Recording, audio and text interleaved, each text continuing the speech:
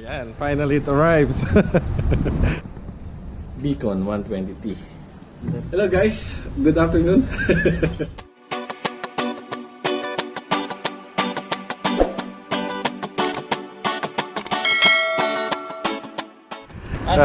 Lifetime Beacon tandem kayak,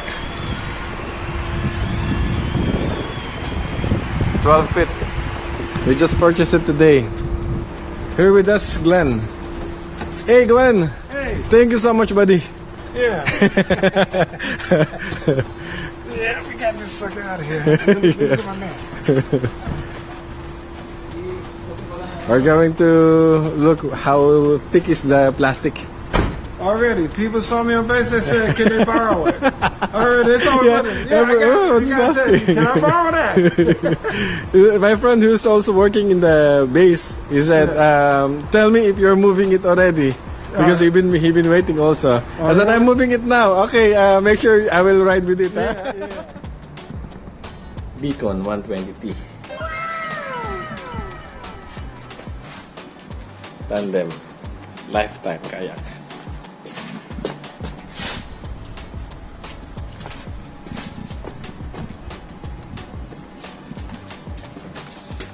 May tag price pa. Tagalin natin to. Tag price na siya.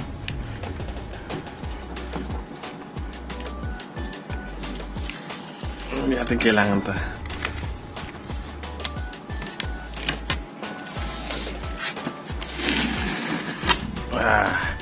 Nakalagay. Length 12 feet, width 35 inches, height 83.75, maximum capacity 500 pounds, Brad. 226 kg. So, dalawang tao nasa 150 kg, 150 kg. Ha? So, ibig sabihin 150 kg. So, meron ka pang 70 kg na isda mailalagay. Pwede yung tatlo.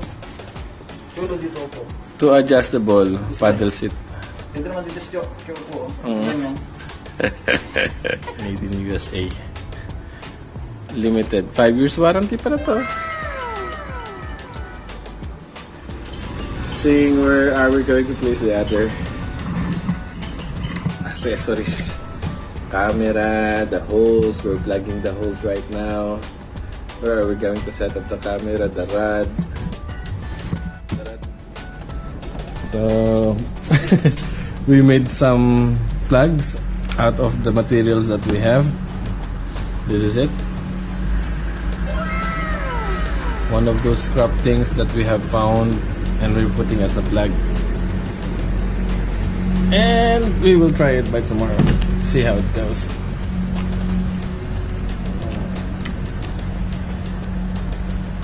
So we have made 1, 2, and we have 8 holes. So 8 plugs we need.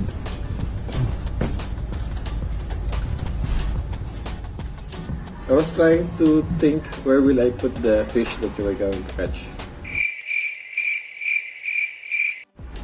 That's what. Well, when Jolo comes back, I will ask him.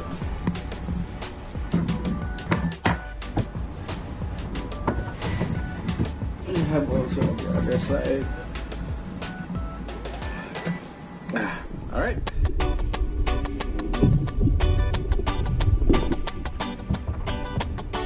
Woo! Init.